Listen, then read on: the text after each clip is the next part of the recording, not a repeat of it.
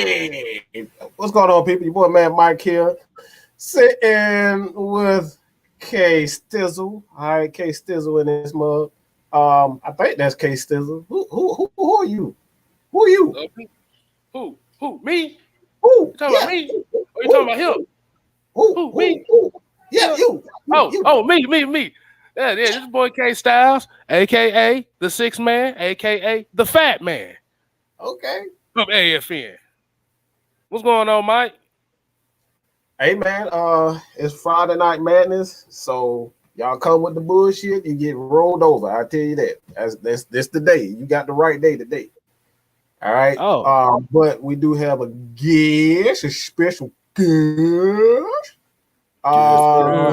Let everybody know who you be. What's up? This money man. Rise up, Atlanta Falcons Nation. Oh, they gonna get your ass for that slogan. Oh boy, they gonna eat you alive with that. Like, no rise up, no in brotherhood. No, I think they can deal with rise up. They just don't want to. Okay. They can deal with rise up. Oh, we doing the rise? Okay, I got you. I don't do rise up, but like I said, they can deal with rise up. Now, if you would have came in here and talked about the brotherhood, that'd have been like, bro, take your ass over there where dirt cut is and peel some damn potatoes. Bro, it's hot as a mug. I feel like I'm PMSing up in this motherfucker. Oh, excuse me. Startups, Kstylzz. Oh man, what? Hey man, like you said, we got Money Man in here. I need to come up with I have a new nickname for him by the end of the show. Let's go ahead. No, he's still the Money Man, but you know when you dealing with us, we gotta come up with some goofy nickname for you on the show too. That's how we get all our nicknames. But let's go ahead, and usually what we do here is we got the roll call, which is we're gonna shout the people out. That's how we do every AFN show. And I'm sitting in here on my laptop. I got my mouse here. Like I said, Sean Wiley, what's going on? Joseph Thornton, Brian Peoples, Isaac Crimes, Xavier Littman, Mr. Motivator, Jonathan Bell, Brian Peoples, ATM 534. Call on Tyrone in the building. Oh, Tyrone. Michael Walker. We got Michael Walker in the building. We got Stewie Rock, Millie Mills, Big Mike 478, Tommy Reefer, Feisty Falcon fan. We got V, Living a Dream, EJ, Skizzle Gaming, Facebook user. So, how you weird ass name? Why y'all can't be normal, bro? Bro, do you think 6 man Kstylzz is normal with 2 Z's? I can't talk. Oh man.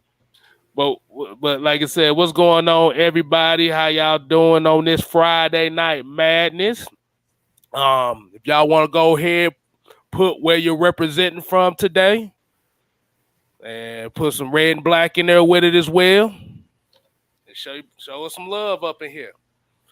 Go ahead, Mike. What you got, folks? I want to talk about something that I picked up with Dean Pease, and obviously you guys probably know exactly what I mean by looking at the title of it. Man, I'm hot as hell. What the hell is going on, bro? It's almost 94 degrees outside now. It is hot. What do you expect? And everything. I'm still sweating, bro. Like, whew. All right, but I saw something interesting with what he said, and I totally agree with what the direction of the team. And one thing that stood out to me personally was the secondary. He just said he's teaching the secondary. Do you understand that? He's teaching the secondary how to be secondary. He's teaching the corners how to be safeties, the safeties how to be corners, the linebackers how to be safeties and corners, the corners how to be linebackers, the linebackers how to be defensive ends how to be defensive tackles. The dude is just a mad freaking scientist, bro. All right, I'm gonna give him my name. All right, forget it. I don't even want the name no more. He can have it. He the mad scientist right now. That's what stuck out to me. That's what stood out to me mostly, is that this dude is literally teaching every position. And what he said is that he wanted those guys to understand what safeties are thinking, what corners are thinking, the safeties are thinking, and so on and so on. So, like, what do you guys think about that? I'll go with you, Money Man. Let's start out with you first. Like, what is your thought on Dean Pease teaching teaching the corners how to be safeties and the safeties how to be corners and linebackers how to be corners and then safety? Like, do you think that's something that needs to be bro, I just got a weird picture. My bad. People sending me weird stuff right now. I put my phone down. Yeah, what do you think about him doing that as far as like teaching all the positions? To be honest, I think it's good, but I don't think it's something that needs to be done right now because now we're taking up more time with the season, 2 weeks away, and we want to get that defensive scheme down pat first before we even can get to that level. But I think it's a great idea, though. Okay. So you're saying you like the idea of it, but you feel as though that it may take a little bit, a lot of time to kind of like actually get this game down? Yeah, I think it's going to take a little time to get the scheme down. And our main focus, the main focus right now is getting the defensive scheme down. With preparing for the season first. So you just want to win right now. Let's cut all the fluff out. You just want to win right now. That's what I'm hearing. Yeah. That's what I'm getting. Yeah, I want to win. I'm ready to win. Well, I'm about to throw a little curveball at you because that's what we do here. We throw a curveball. You come with a opinion, I'm gonna throw a curveball at you. Don't you think that's exactly what happened to Dan Quinn? He stupefied the defense where all they had to do was worry about being in thirds. And do you think that being harmful as far as the defense is concerned? Because the reason why I say that is because Dan Quinn is one of those coaches. He likes to have guys that are just athletes. But Dean Pease is the complete opposite. He likes to have guys that's smart. You look at guys like what's the linebacker? Coleman. I think he went to like Harvard or some crazy school like that. You got Fourier, who's intelligent himself. So he got a lot of guys that are very smart. Eric Harris is another guy that's smart. Devon Harmon. These guys are like intelligent. Being that they are intelligent, do you feel as though like that would, I guess, buy them time to find, to kind of pick it up? But it's like that's the whole point of bringing in veterans. You want to like, slowly build a guy like Richard Grant, but like, have a guy like not Richard Grant, but Eric Harris and Deron Harmon and pick it up fast. Like, do you think that'll be something? Is that something that that'll help bypass that? I mean, you got some players that learn and pick up things faster than others. Mm-hmm.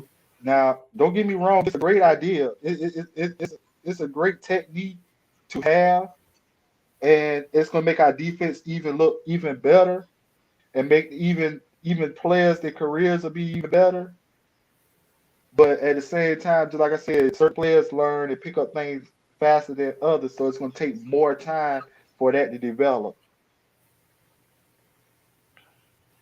Okay. Okay, I see. All right, Kstylzz, what you got on that? Well, first of all, before we get to what I gotta say, the hell equation did you say? Hey, you're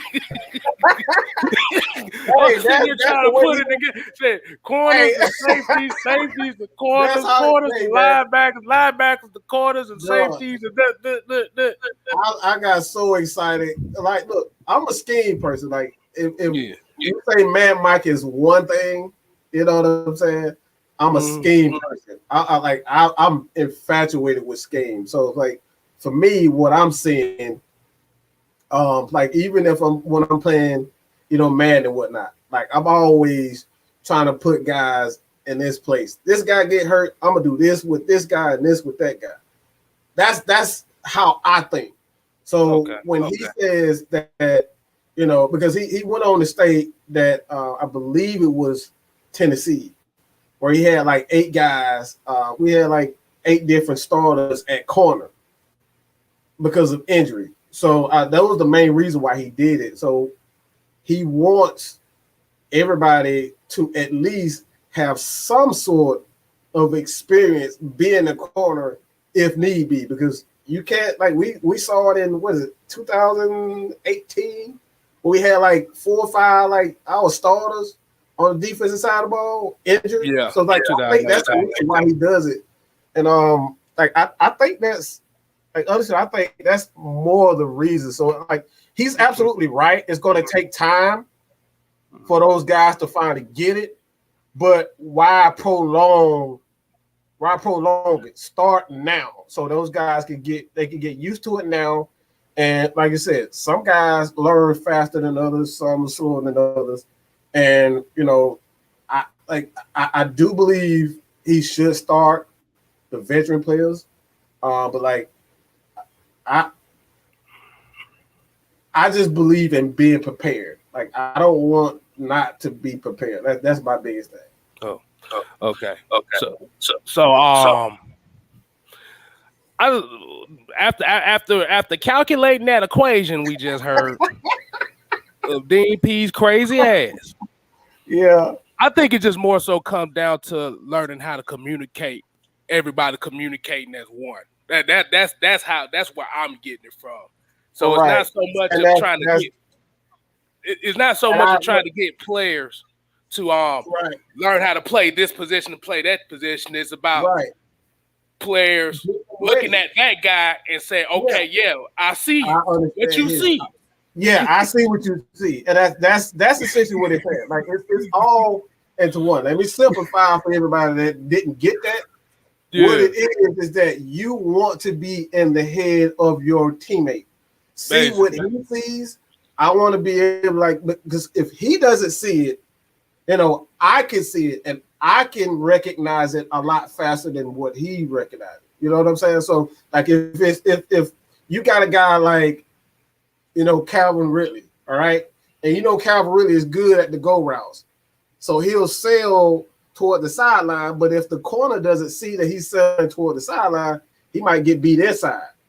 So it's like if he doesn't see that, and if he doesn't understand his teammates' weaknesses, he'll be able to help that corner, even in his weaknesses. So that's the mindset of what Dean Pease is doing. He wants the team to understand everybody's assignment. So if they make a mistake and if he's not as good, you can put him in another place where he does understand it. So like it's complicated, but it's not complicated. It's complicated, but it's not complicated. Yeah. And I can kind of see where you're talking about with taking the time part of it and how it can take some time. Because just by the wording of that, it makes it so complicated where it's like thinking like, so because he talking about? Hey, my mind worked like that. That's why I was excited about it. And like everybody like, Mike confusing the hell out of me. I'm like, that's how my mind works. Yeah. I'm a scheme person. But like I said, my mind works just like that too. So I can kind of feel what you're saying. Right. Like I said, So for the people that may be confused in the chat and watching, basically what the Mike and the coaches are saying is the learning of communication within the defense. Right, and that's it. Just Because learn. that's all. Because if your defense knows how to communicate with each other, all they got to do is react. The game is that's how the game gets simplified, is by correct communication, being on the same page. I just leave it like that. Man, I got a question for you. Being that you are, as far as a coach is concerned, like, what is your philosophy when it comes down to, like, all right, this is your defense. Let's just say this is your defense or this is your offense. Like, what is your philosophy? Because we got guys that understand, like, I want to be able to, like, let's just say Chicago. If you have Chicago, you got veteran quarterbacks. You got Dalton. You have Fields. And you have a veteran defense that is, like, they top notch. Like, what would you do in that answer? Because, like, me personally, I think you sit Fields until, like, you have absolutely no choice. Like, that's my point. Like, well, how would you go about, dealing with that Chicago Bears offense? I mean, to me, like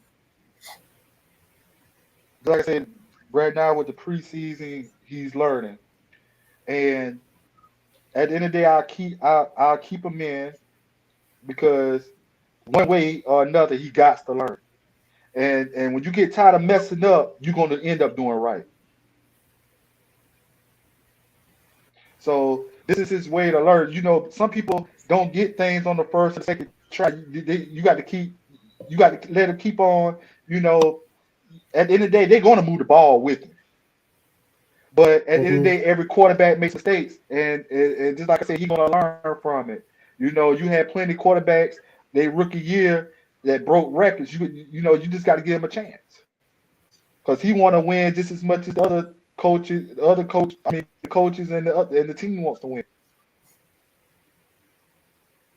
So I believe you just give him a chance or whatever, because he got to learn one way or another. The hard way or the easy way. What if he has an offensive coordinator? What if he has an offensive coordinator like Dirk Cutter? You still throw him out there to the Wolves? But look, I'm gonna throw. Look, I respect the hell out of it. But well, you gotta. I truly do believe. I truly believe. I'm with you 100% with quarterbacks, like starting quarterbacks. Like, he gotta learn at some point.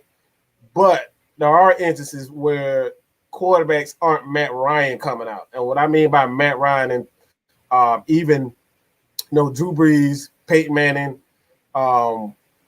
these guys aren't very accurate coming out.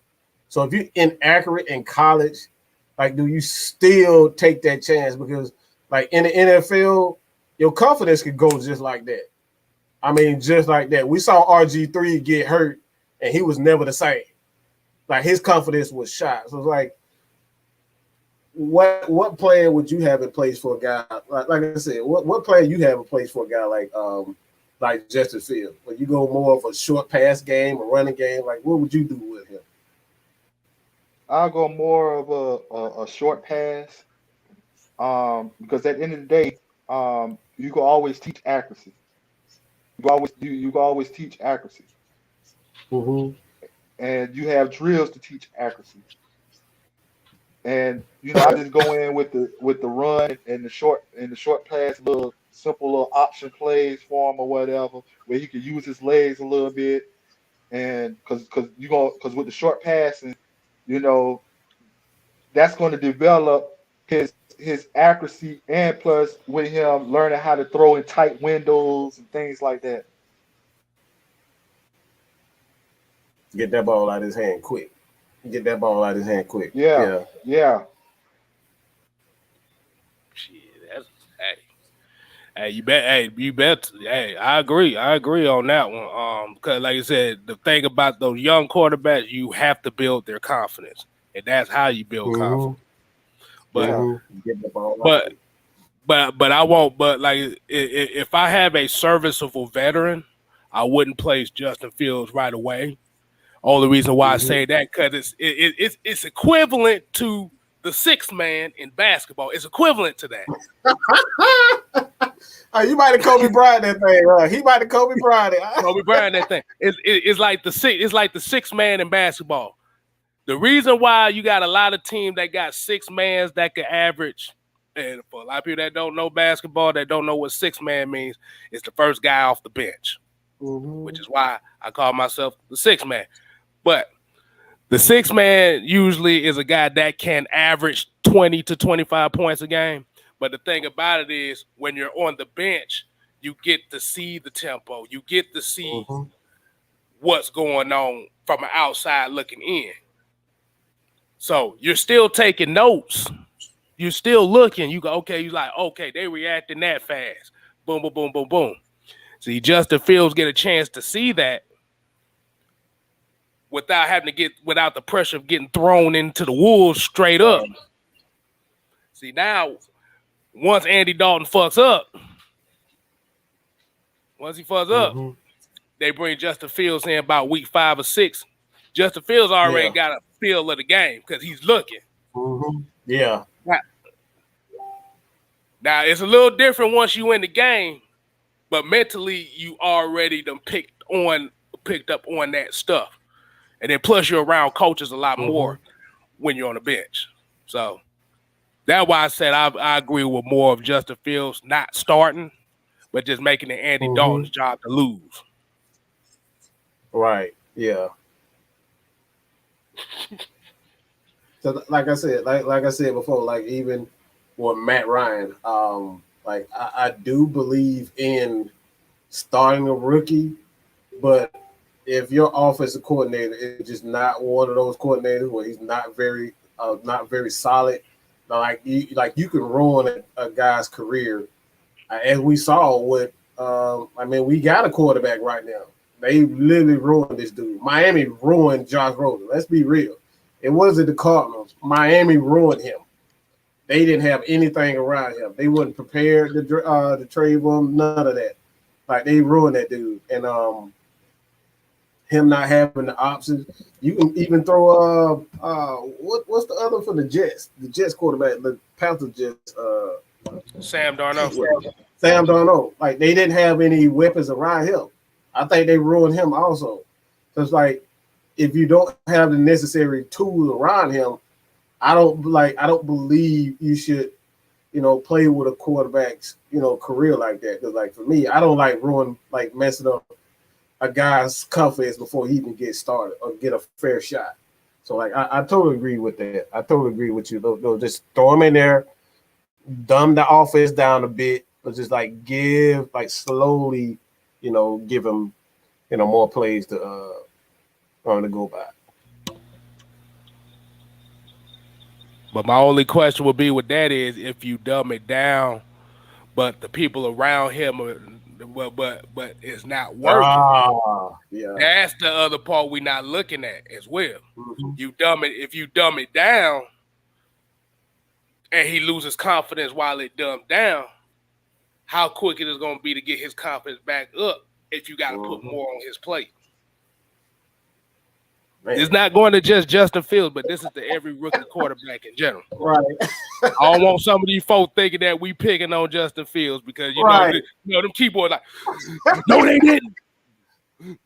They talking about Justin Fields. Hey, I always talking about negative stuff. Yeah, we talking about negative stuff with Justin Fields. Like, bro, I want the man. We going to AFN and riot. That's how they gonna be.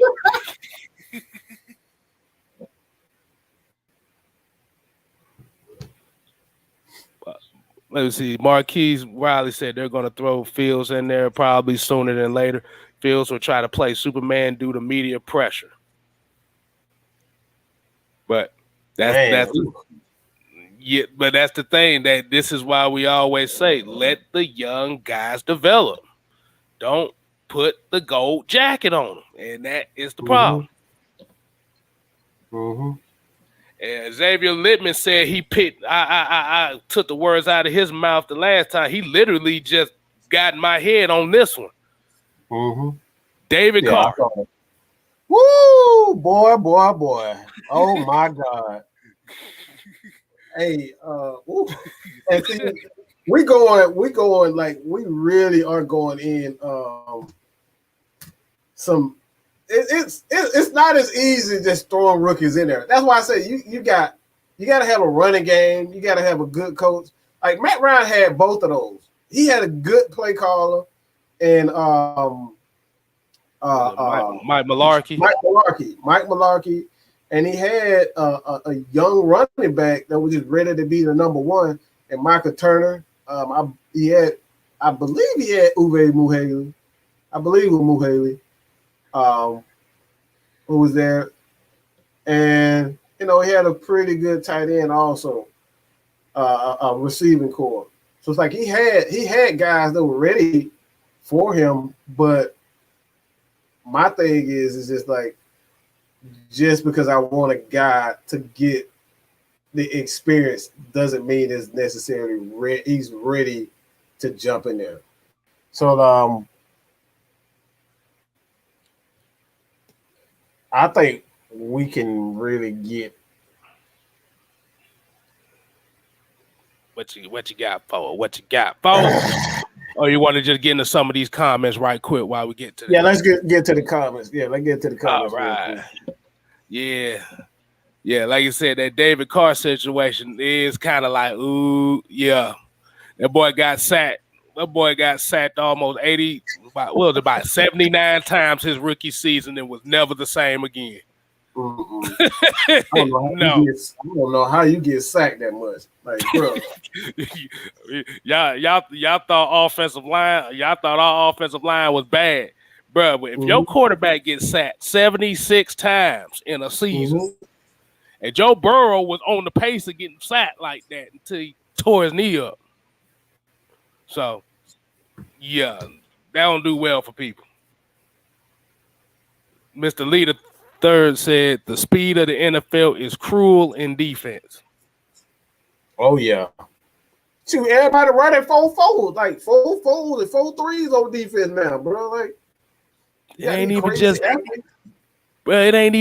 the 4-3s, bro. It's just that everybody knows the angles. That's what it is. Yeah. It's angles. The first game against Philly, you think Jalen Hurts ready? Hell no. He don't need to be playing quarterback. I don't think he's a very good quarterback. I think he's a check down artist. I think he's essentially what Alex Smith is with I don't think he has a very big arm, to be honest. I think he's supposed to be a poor man's Kirk Cousins. That's why I think he's gonna be. No poor man's Kirk Cousins. Jalen Hurts. I mean, like I said, I ain't gonna say he's terrible. That's why I said Kirk Cousins. Kirk Cousins ain't terrible, but he ain't good. He ain't great. You know what I'm saying? Like he was just put in one of those situations where he should have never got thrown in there away. Yeah. That's really what that came down to. Like that should have been one of those things where he should have been sitting on the bench for at least a couple years. Because Doug Peterson's supposed to be the quarterback guy. But it was like, nah, you ain't got nobody really learn from because Doug Peterson really, he a shit talker. He likes to talk shit for the media.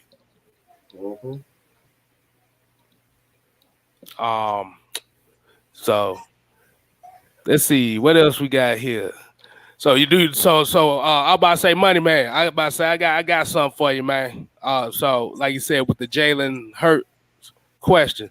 So do you feel like the Falcons need to fear Philadelphia by week 1? That DMP's defense gonna punish it. I'm telling you. They're gonna punish it. Somebody said DMP's defense, they play he playing chess, not checkers.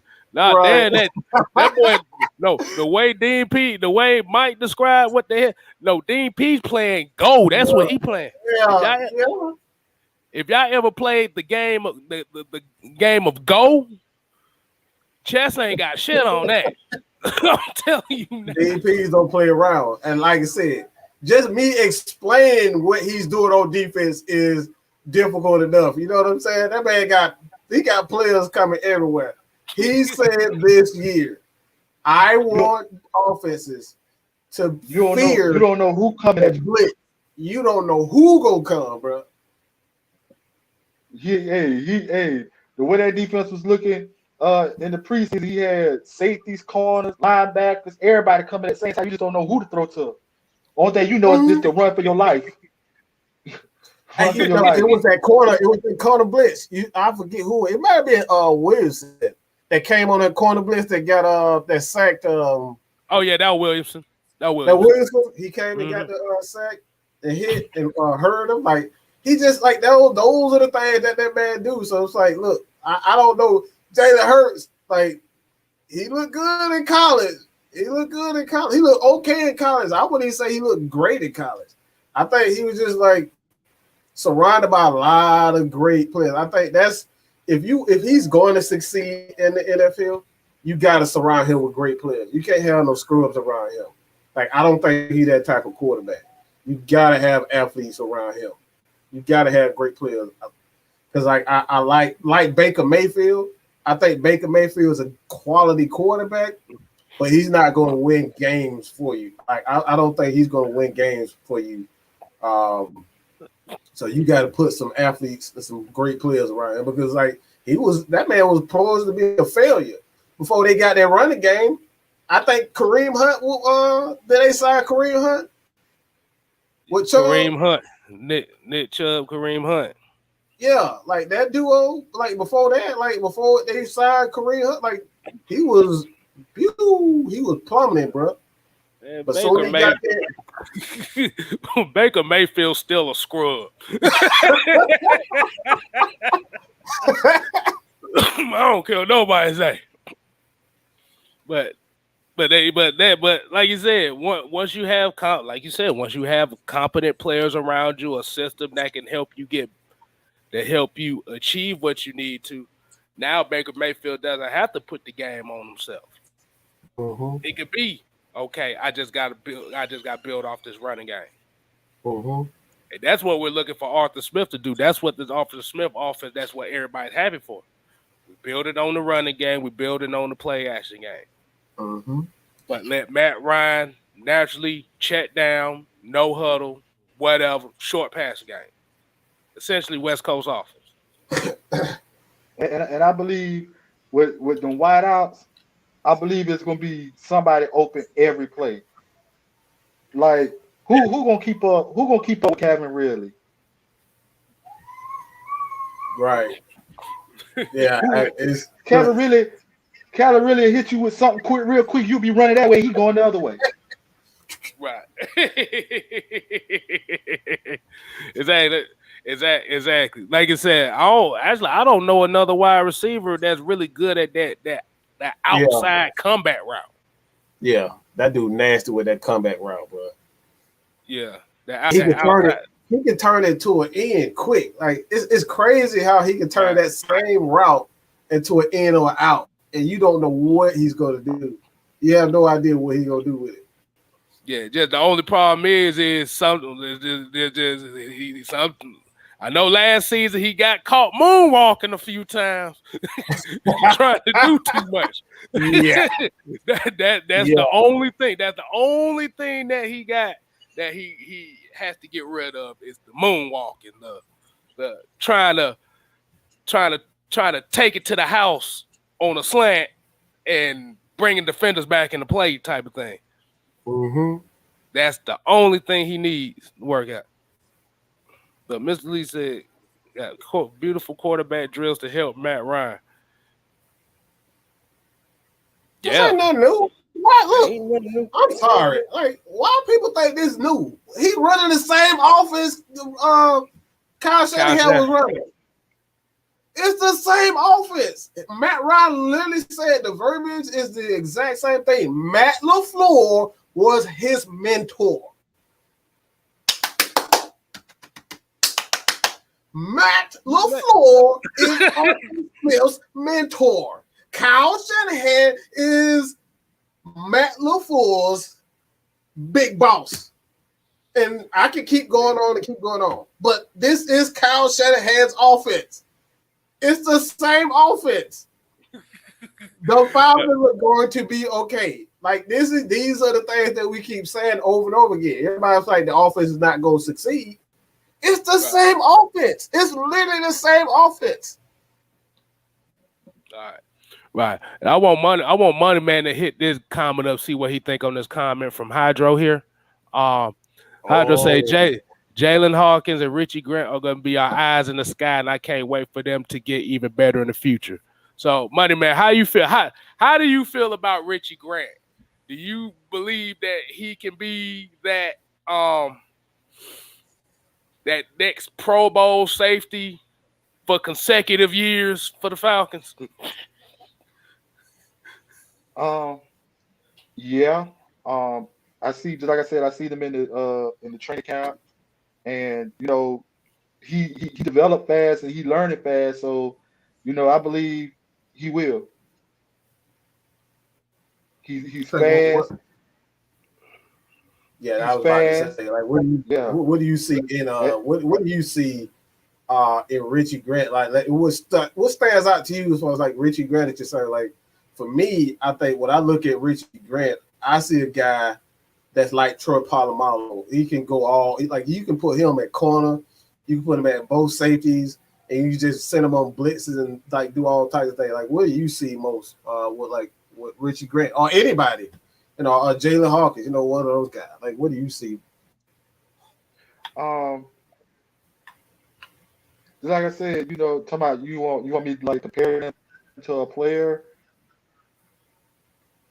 However you want to do it, man. Just any you can compare to a player. Just like, what do you like? Because like I said, what I like most when I look at Jalen Hawkins, I like Jalen Hawkins' physicality, and he's decisive. Like, he may not be good in coverage, but when he sees a target, he goes after a target and he can hit you.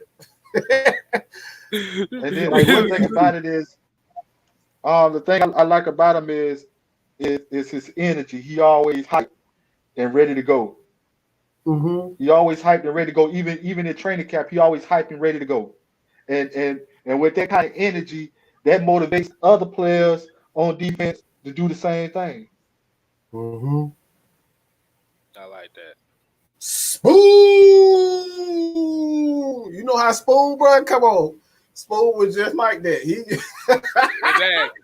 Spoon would do the exact same thing. I definitely agree with you there. Like, that energy is contained. Yeah. If he get a pass breakup, even though he didn't get the interception, but as long as he got that pass breakup, he happy and satisfied with that. Let's go. Let's go. Let's go. Yeah. Let's go. And that's willing to do the small, intricate details of football. Yep. You don't always have to get the interception. If it's there, you can, but you don't have to force yourself to get it. Pass breakup just as fine. But I was gonna say, if I did a comparison with Richie Grant, he kind of gives me. I wouldn't even gonna say a Troy Polamalu, because ain't nobody Troy Polamalu. Troy Polamalu had no position, bro. I don't think they had a play ran for him. They even had a plan for the 10 guys and told Troy. I don't think he has a position. Like you look at his body structure. He looked like a corner, but he hit like a safety. He's too quick to be a strong safety, and he's like I guess if you want to say free safety might be that position, but like he's one of those guys that's positionless, just with his skill set, his overall skill set, because he can play corner. Like he did everything. So it's like, that's why I say Polamalu. Ain't nobody Polamalu. Like, if you're gonna be real, And now, if I look, if I see Richie Grant jump over the line of scrimmage as soon as the quarterback hiked the ball, I'm like, yeah, that's or what's that guy, that Adams guy that played for Seattle? Jamal Adams. But nah, hey, he'll be better than Jamal Adams. Jamal Adams done nothing but blitz. That's the only way they can get him to make a damn play. They got to blitz him off the edge. He's essentially a linebacker. That's really what he is. But he be everywhere. He be deep. He be backfield everywhere. Mm-hmm. Yeah. And I'll be looking like, dang, this don't ever get tired. Mm-hmm. But like I said, Troy Polamalu, like I said, if you get hit with the Troy Polamalu comparisons, yeah, you have no position at all, because Troy don't nobody know what he was. His teammates didn't even know what he was. He just said it. He just said God guided him out there to make a corner, a safety, a linebacker, a defensive end, all at the same time. This bug was an offensive lineman on the defense. That's how he got back there so quick. The way he be hitting quarterbacks, he used to, like, he'll be in before they even get out or they break. He already done hit the quarterback. Like Polamalu was one of them type of players. He was in the backfield before they even really said height. Exactly. I want to hit this comment right quick. Rodney Brown here said, I think the Falcons aren't showing their true offense or defense yet. They're waiting for the season to surprise. Yes. You don't want to throw all your tricks in meaningless games. You don't want to throw all them tricks out. You want, like I said, you because if you notice how the game was called against Miami, everything was so bare bones. It was like, okay, just go out there, line up, do whatever. I want to see the player, not the scheme. That's what Miami was. And then the Tennessee was with that defense was, all right, Miami came out with their first team offense. And you see how second and third string defense still held the 14 points to halftime? Yep. Yeah. Because like I said, when Miami playing their first stringers that long like they did, essentially you're giving away a piece of your game plan for the season. That's why Atlanta didn't play their first stringers that game. Because it was the coaches challenging the second and third stringers. Like, okay, you see they playing their first stringers. What y'all gonna do about it? Exactly. And that was very smart of Smith. That was very smart of him. Now these type of games that develops your defense and evaluates your defense. See who you got and see who about it and see who's scared, who not right here. Yeah. And in that game showed you why Javian Hawkins got cut. That one run did it for him. That one run did it for him. I'm gonna tell you, you're gonna be starting now. That guy Michael Walker. We don't know. We don't know. You said starting. He gonna be starting or he gonna be coming off the bench? I mean, I don't like the NFL linebackers, like especially with the Falcons, DNP, like DNPs like to use these guys in different ways and different games. Like he's one of those defense coordinators. He never goes in games or like playing the same team with the same game plan from game to game. Like he will make an adjustment just because he played cover two mostly this game. Excuse me. He will go completely away from that cover two the next game. So like he is notorious for making an adjustment. So it's like that's why you see Arthur Smith, he doesn't want to give anything away. He wants to have the advantage. It's like a lot of people have already, they're already Like they want to see Matt Ryan, they want to see Mike Davis, they want to see, Calvin Ridley and all these guys. But for me, I'm not worried about it because I trust Matt Ryan as the quarterback. If he's has Calvin Ridley, Hayden Hurst, just those two, he already got chemistry with those guys. So he can kind of play pitching, play catch with those guys until everybody else get up to speed. So it's like that's why I'm not worried about the offense. We got 2-3 guys like Russell Gage, just those guys right there. That's enough weapons on the offense to ride those guys until everybody else get it, until Kyle Pitts get it. So we good with that. That's a name I ain't seen in a very long time right there. What's going on? Oh, doing good. Hey, double thumbs up. Whew. Oh, bless you. Bless you. Excuse me. But yeah, like I said, this is why we say about Dean Pease. I think the correlation between the starter and the backup really is not going to matter. Right. Everybody gonna play regardless. Right. Shit, the way that this might seem like is one of them backup linebackers might end up leading this team in sacks. That's how much that nobody really has a really hold on who's gonna be the. Hold on, I'm trying to put it the right way. I just think everybody happy with where they at right now.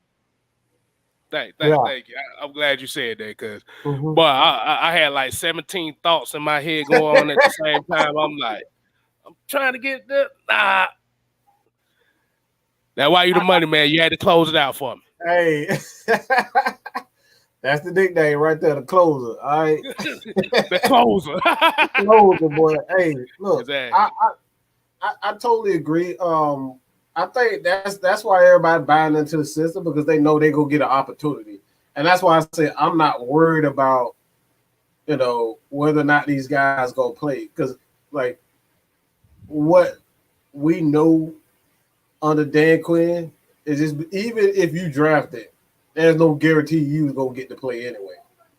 Know what I'm saying? And now, you gonna get an opportunity with. You're going to get an opportunity with Dean Pease and Arthur Smith. You getting it. Because they don't have any one guy outside of Matt Ryan, Calvin Ridley. They're when you talk about their money is concerned, you going to see them.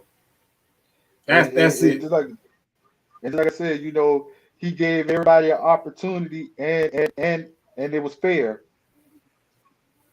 It was fair. Mm-hmm. All about opportunity.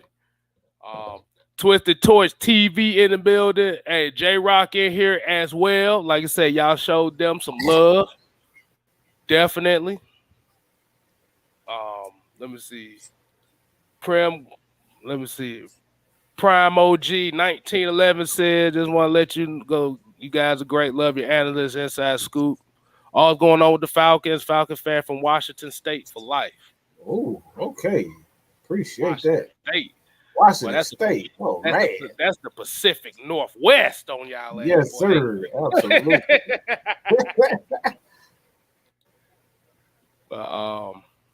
Let's see what else everybody else saying. Alice Edwards, AFL writer here. Y'all show him some love too. He said players I've been impressed with.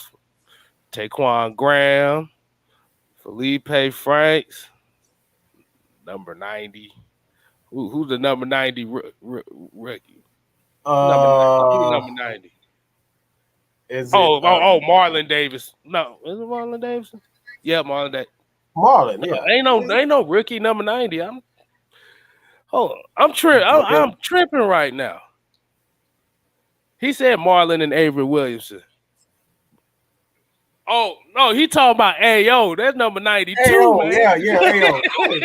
I'm like, I thought Marlon was number 90. I'm like, wait, what? Yeah, I'm tripping, boy. Yeah, he just said number 90. I'm about to say Marlon Davidson is number 92, not number 90. I'm like, okay. Oh man. Hodgley, get your ass on over there, bro. You want to talk about I'm copping the Zach Wilson look. No, if I had the Zach Wilson look, I'd be uncomfortable around these brothers. If I had the Zach Wilson look.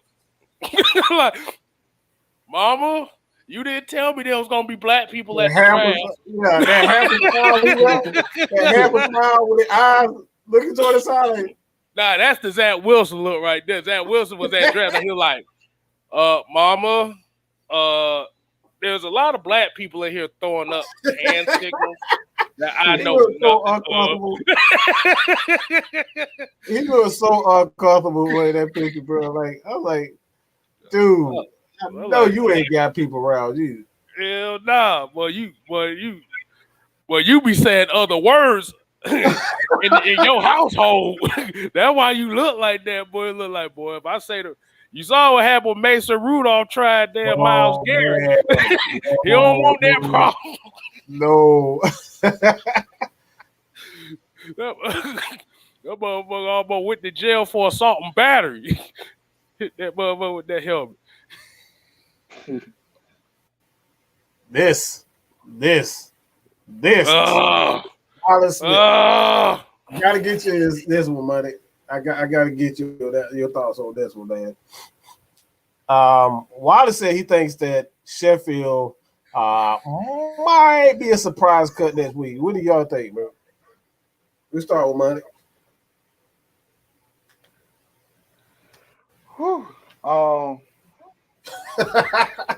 Yeah, that's a tough one. I ain't gonna lie. That's a tough one.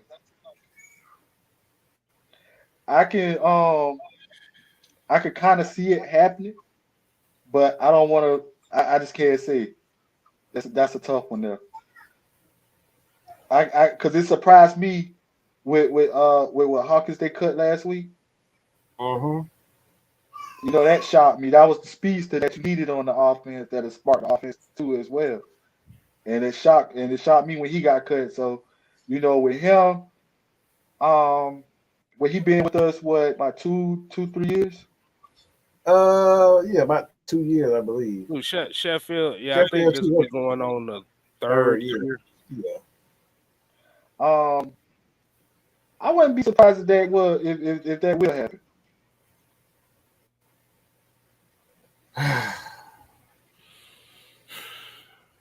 Because you still got AJ Terrell, you still got you still got Dell. I believe I don't believe he'll get cut, but I believe he'll probably make practice squad. Yeah. You want me to go ahead and go next, Mike? Because you look like you got a lot to say. Okay, yeah. Kendall Sheffield. And like I said, I'm one of those guys that believe that he can be good. The problem is availability, bro. That's what they're gonna look at. Is that's one of the best ability. That's one of the best attributes you can have in the game, especially when it comes to a new regime, is availability. And if you're already showing a injury history these first 2 years in the league, these coaches are gonna look like, do I look like I can trust him?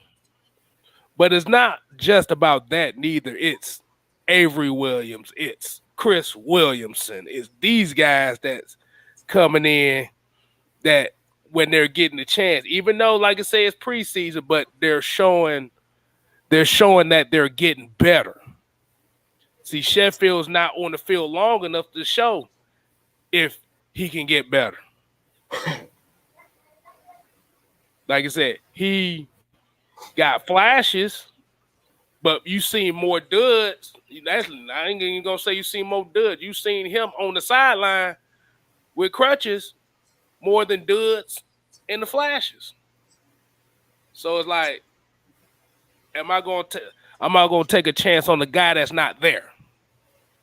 Ain't he injured now? Yes. Yeah. That's why it's all sombersome and stuff. Bro, man. Damn, Kendall Sheffield looking off, and you got Jeff Okuda out here in Detroit. They looking like they about to get rid of this motherfucker because they like shit. He ain't as good as we thought he would. I'm like, let's say Ohio State corners ain't really had a good last couple years. But yeah, Kendall Sheffield's injuries is what holding them back. And I don't think they're gonna take a chance. As long as you want to say it. You said what? Well, you were talking about what school he went to. As long as you ain't saying nothing about them Tigers. As long as you ain't saying nothing about them Tigers. What Tigers are we talking about here? You the LSU Tigers? Oh Lord, have mercy. God! Now I got a bone to pick with you. Hey, where the great man, forget y'all. Where the great Grady Jarrett come from? Man, what, man, whatever, man.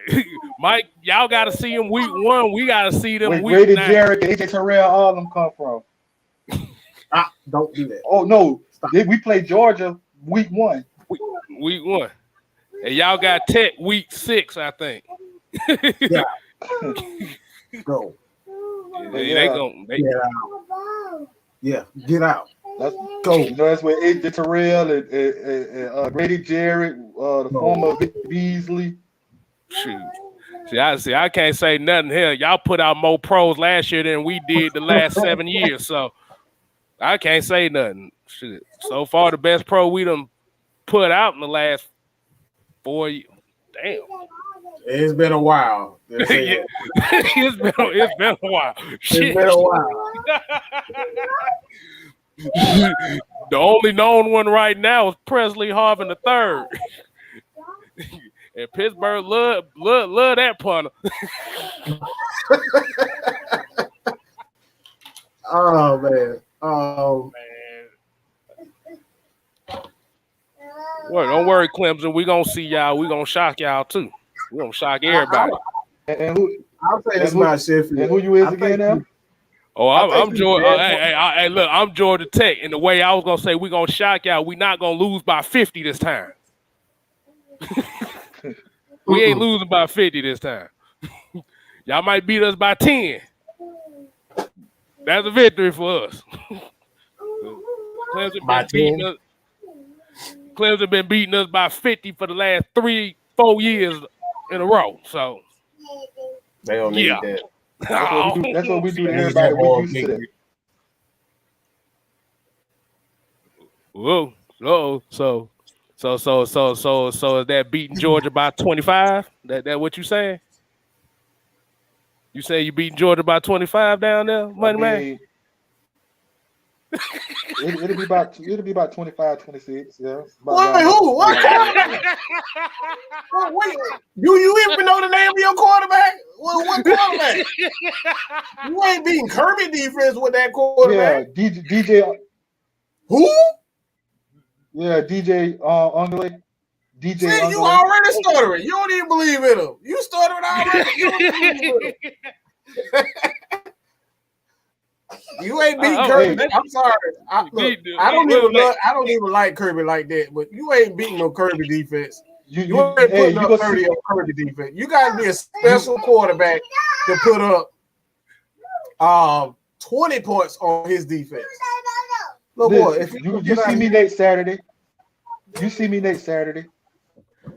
Oh, like I said, who is the starting running back? Do you know the starting running back? Because I sure don't. I don't. Talking about for Clemson?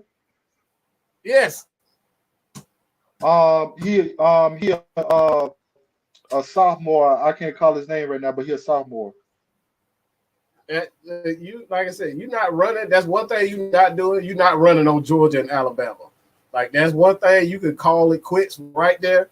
You're not running on them like that. So it's like that's why I say you got to have a quarterback and you got to have a wide receiver core.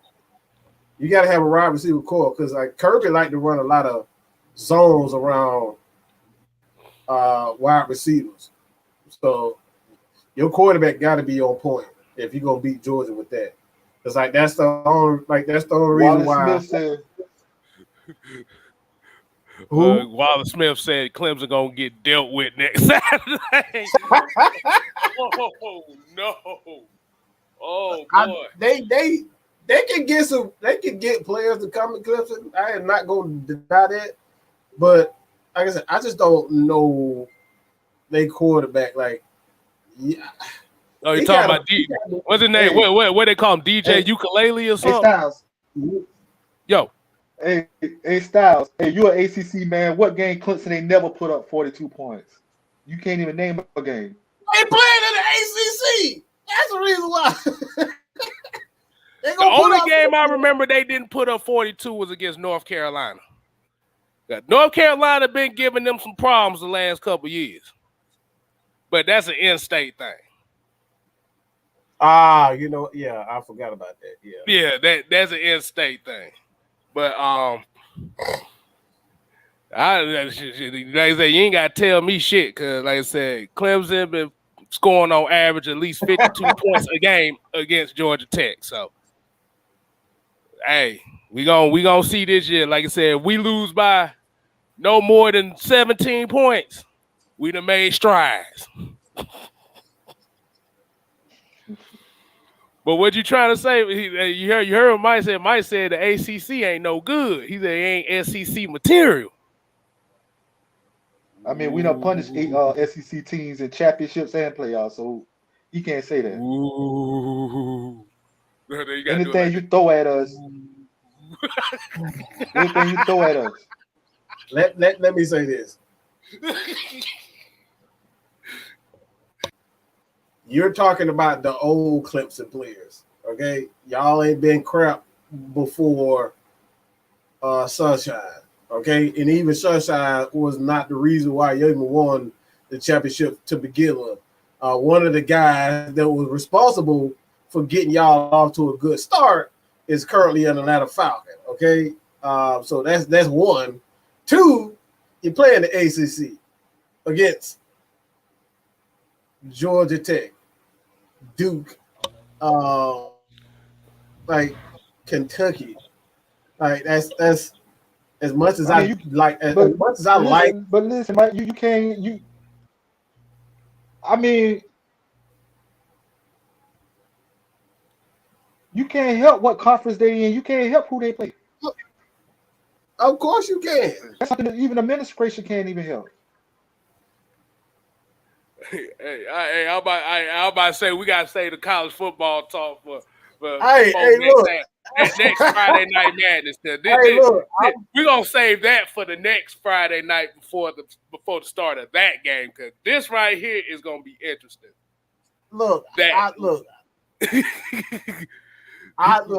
Okay, we'll do that. But I said, I'll just say this and end it with that talk. Clemson ain't really playing nobody. Like, I'm just gonna be honest. They sail through the ACC and then they beat. I mean, like, even when we talk about Alabama, like, I don't think that was the best Alabama squad when they won that team. Like when they won the national championship. Very good team, but I don't think that was I don't think that was the best. I don't think that was the best Alabama team. And I know it wasn't. I'm gonna say this. I'll say this. We would have beat Clemson. If Georgia didn't have that damn bastard at quarterback, we would have beat Clemson. I'll just say that. We'd have had that little damn Jake Fromm. Yeah, we would have beat. But that's a whole nother question. That's a whole other yeah. Hey, I'm about to say let's say that for next week, because that really will college football start. Like, ooh, boy. Yeah. I want to hit this comment right here, man. He said Coach P's have our defense ranked no lower than 15th in his first season. We don't give a damn where they rank. They don't need to be the worst defense of the last 3 years. But the thing about it too is they didn't get turnovers and they didn't get sacks. Hey, he said one thing interesting too. This is another thing that Penny said that was interesting. Oh, have mercy. This little dude here. Will you grab him? Jesus Christ. I got my nephew barging in like no. Good gracious. Your nephew said he want to be part of Friday Night Madness. Like, hey, I hear you talking over there. He just took over the show. But I forgot what the hell I was gonna say. You said something about what Dean Pease also said. He said the number one sack, and I think this is something to keep in mind. Also, a lot of people worried about sacks. He said the team who led the league in sacks also had the number 31 or 32 ranked defense. So sacks don't mean everything. Yeah, because when you think 31st or 32nd, yeah, it's about the yardage too. It's more so about the yardage. But like I said, you have to look at the points given up. You got to look at the sacks and the turnovers. Because so they were getting a lot of sacks, but they weren't getting a lot of turnovers and meaningful stops. Right, exactly. That's all that comes down to. I want them turnovers. Mm-hmm. We need them turnovers. Exactly. Let's see. I don't know, Rodney Brown, he said, I'm so glad we didn't draft him. I don't know who he talking about. I hope he wasn't talking about Jake Fromm. Oh, Lord have mercy. If that would have been the case, boy, all of North Georgia would have been. I wouldn't quit being a Falcons fan. I promise you. I wouldn't quit being a Falcons fan. No, you wouldn't. No, you I promise you. Yeah, I was. Yes, look, I'm not watching that shit. Hey, listen, I seen too much of that at Georgia. I do. Listen, when they were talking about, when they were talking about bringing Matt Shaw back, I said the same thing. Why? Why? I guess I never personally too much care for him. Look, I don't care about Michael Vick like that, but I knew he had a purpose. He had a purpose. He could run like hell. Okay, hey, I'll just say that. I think last time when you was talking about this, I said when you was talking about who they should bring back, I said I'd be glad to bring back when you were talking about bringing like RG3 or something like that. I said, well, hey, you can bring back Michael Vick for all I care. No, I'm good on that one. I did. Then you got Deshaun Watson. He won't out of Houston. Can't afford him. You're literally going to mortgage up your next 4 years if you get him, especially after he just got paid. That was going to be a tough one to pull off there. And then if you're talking about bringing back Michael Vick, it depends on what time frame as far as you was talking about bringing back Michael Vick. Because if you was talking about bringing back Michael Vick around 2009, 2010, well, if you'd have brought back Michael Vick regardless, the only issue is already the Michael Vick topic already created the divisiveness within this fan base in general. You bring back Michael Vick, it's gonna be a whole bunch of gang wars out here. You're gonna have the Michael Vick clan versus the Matt Ryan clan, and the city of Atlanta getting burnt to the ground. Oh my God! That's the only thing I say on that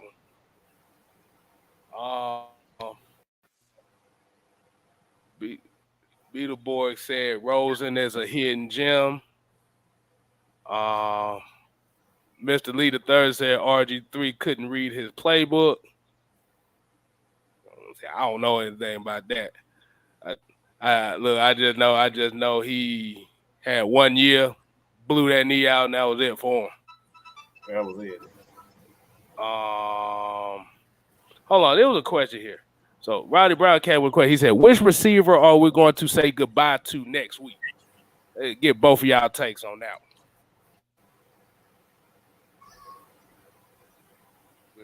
Let whoever want to go ahead and start. Oh, Money I'm man, going. money man. This one's on you, man.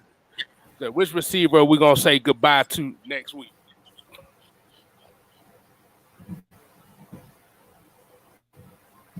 Is he froze? Let it froze. It's all I'm here. good. Oh, I'm here. okay.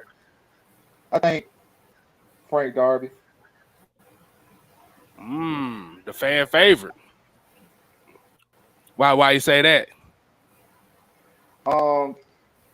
Because I was reading something where they were talking about, about him being a potential practice squad or whatever, and because everybody in favorite of Calvin Ridley, Russell Gage, Christian Blake, and Tajay Sharp. Okay. Well, a lot of them Frank Darby fans ain't gonna be too happy to hear that. He's like, wait, what? Frank Darby? No, he's gonna make it. But like I said, practice squad doesn't mean he ain't gonna be on the main roster. It just means that he just on the reserves. And the futures contract. A lot of guys who are those are future contracts, and there's the practice squad. The practice squads are those are the guys who are eligible to come back during the season. So it's like guys that you cut, you can immediately put them on a futures contract. It was a tight end. I forget the tight end name, but it might have been Jaden Graham, who's that they put on a futures contract. So like they come back the next year, they guarantee to have a spot in training camp, so they can come in. So there's futures contract. There's the practice squad. So it's like even if Frank Darby is cut, he still has a bit. He still may have the opportunity to come back.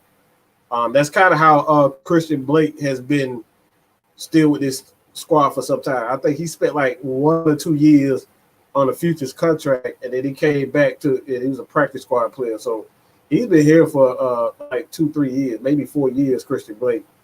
But as far as a player who's cut or destined for a practice squad,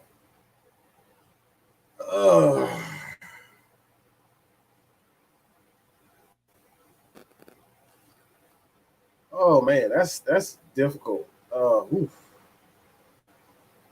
Shit, that if you want to be real, probably one of these damn tight ends we got. We got about 40 billion damn tight ends. So I say one of these damn tight ends. It got to be one of these tight ends. We got about 40 of them on the roster. So 50 of them tight ends. And one of them, all right, just take your pick. One of them gonna be on the practice squad. That motherfucker said 50 of them tight ends, boy.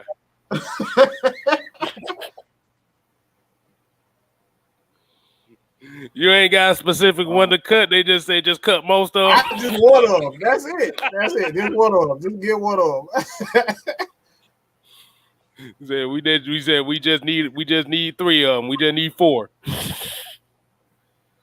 Nah, Rowan is not making this team because of Avery Williams. Avery Williams is more valuable than Rowan at this point because he can give you some DB play as well as return. So I don't think Rowan gonna be on the team, to be honest. No, I like Rowan, but I just don't think he's gonna be that guy. Unless the special teams coach knows something I don't know. I don't think so. Yeah, I can't. Because they're gonna have Avery Williams, and 9 times out of 10, it's gonna be Cordell Patterson. Yeah.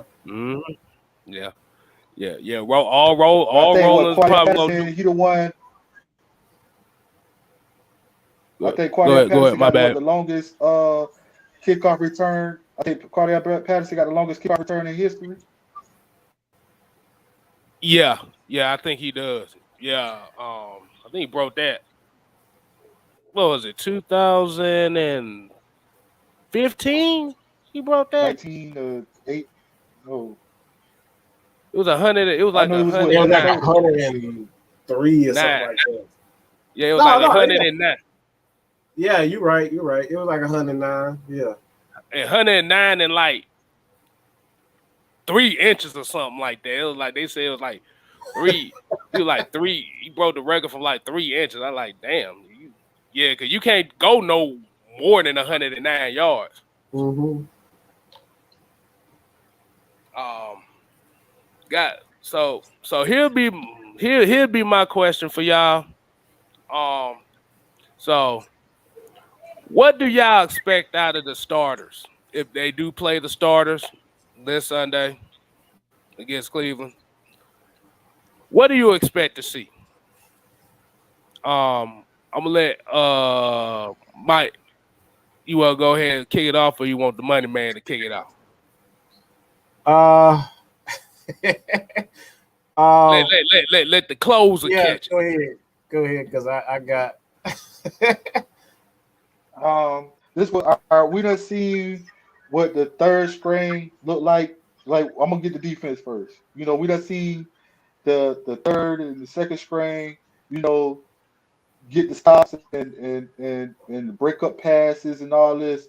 In the preseason, I want to see the first team defense communicate. And I want to see them touch up the little mistakes that the second and third string make and sharpen it up. I want to see it. With the offense, I want to see with the offensive line how they're gonna hold up. I want to see how Matt Ryan fired the ball faster than fire the ball a little faster. I want to see with the preseason how he's been working on his legs. I want to see him move out the pocket and be available to make great passes. I want to see better. I believe I want to see better catches from receivers. I want to see more space created by receivers for open passes and safe passes. Because a quarterback can also kill a wide receiver with dangerous passes. Even though we ain't never had that kind of mistake out of Matt Ryan, but I just want to see it. I want to see how the run game gonna look.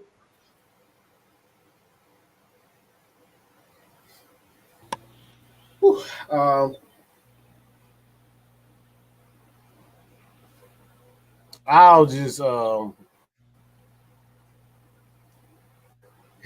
just do this.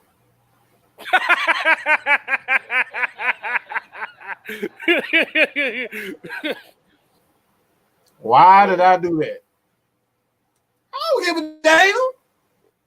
I don't care. Just don't get hurt. Just don't get hurt. That's it. Because if I see Calvin Ridley go down, like, I'm gonna lose my ish, bro. Like, I don't need no problems. I honestly don't need no problems. Like, I'm one of those people at this point. Like, you got to get out to a fast start to the season first and foremost. You can't get off to a fast start to the season if Matt Ryan, Calvin Ridley, Kyle Pitts, Mike Davis, anyone of the offensive linemen are hurt. So I know everybody's itching to see the offense. Like, honestly, I think the advantage is with us because we have Matt Ryan. We gotta understand the importance of having a veteran quarterback. Tom Brady just won a Super Bowl, okay? Because he's a veteran quarterback. He don't need to tune up. He is Tom Brady. This is Matt Ryan. You just saw, we literally just saw Aaron Rodgers come from off a bad game, off a bad year, and he ends up having an MVP season with a lot of new players on offense. So, like, those guys don't need no help. Like, look, all you need to know is run fast, get open, so Matt Ryan can get you the ball. If you don't know how to do that as a receiver, you don't need to be in the NFL anyway. So, like I said, I don't care. Like, I don't care about seeing anything in preseason. What I do care about for the first team, I mean, that for the first team, that's what I meant. But, the second stringers, third stringers, like, I don't want to see a lot of mistakes. I want to see the mistakes being cut down. I don't want to see no false starts. I don't want to see no damn penalties. I don't want to see anybody out there reminding me of Robert Alford. Like, I don't want to see none of that shit. All right, I don't want to see none of that. So if we can eliminate mistakes, I'm good. But get out of there healthy. All right. I just don't see what's the point of even playing Matt Ryan if he's gonna play one snap, like one series. That's still a risk. That's just too much for me. And like I said, I heard, guys like Terrence Mathis, they can't understand why these guys are not playing. It's because like today, it's just new rules. Just new rules. It's really that. There's so much money, put into these players. You put $100 million in quarterbacks and $100 million in wide receivers. It's like we ain't gonna be able to get if Calvin Ridley go down. We gotta invest in another damn wide receiver. We ain't got no money as it is. You know what I'm saying? We ain't got no money as it is. So like that's why I'm like it's not like back in the day you can find a Jamal Anderson in the 4th or 5th round and teach him how to be a running back like a Terrell Davis. You know what I'm saying? Like you can get those guys in the later rounds and teach them how to be running backs. You know what I'm saying? Like it's too much on risk. It's too much risk involved in today's NFL. Just being that you have so much money invested into these players. That's the biggest thing. Too much money invested into these players to see them go out and get hurt in the preseason game, and then your season is ultimately done by one injury.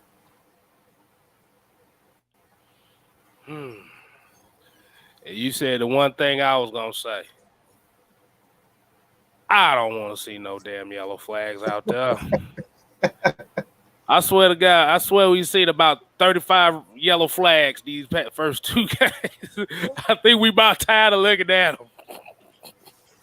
But yeah, I thought we got rid of them when we got rid of Robert Alford. There were too many flags the last game I saw. Way too many. Way too many. Yeah, now like I said, the starters coming out here.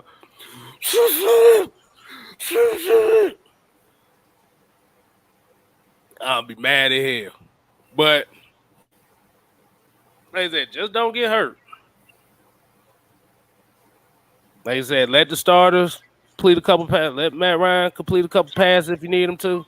Boom, boom. Oh, chemistry, boom. Boom, boom, boom. But okay, that's it. Mm-hmm. You can do 1 or 2 series.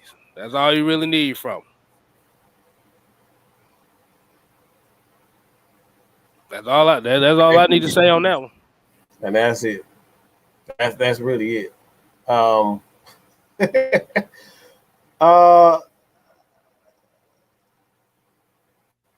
Let me do this one more thing, and I don't even really want to do it, but look. Oh Lord.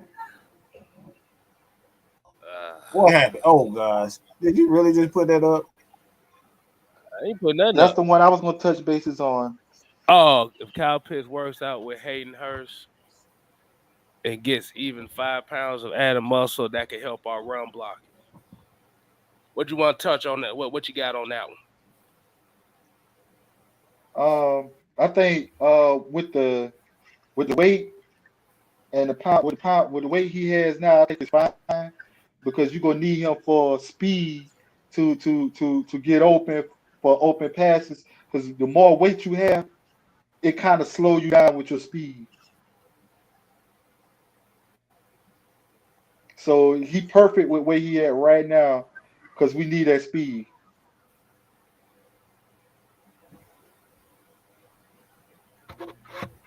Yeah, I had to throw the thumbs up right there. Yeah. 5 pounds don't sound like a lot, but when you running like that, there's a big difference. Mm-hmm. Then you got them pounds that you carrying, that you weigh, and plus the equipment. Right. And don't talk to me about pound. Not too much of it. Right. So I know. Right. Like Everybody got back here laughing like, yes, I'm fat, motherfucker. Goddamn. I'm the fat. That's why I'm not. Y'all know that song, the Scat Man. I'm the Scat Man. That's gonna be the AFN remix. I'm the Fat Man.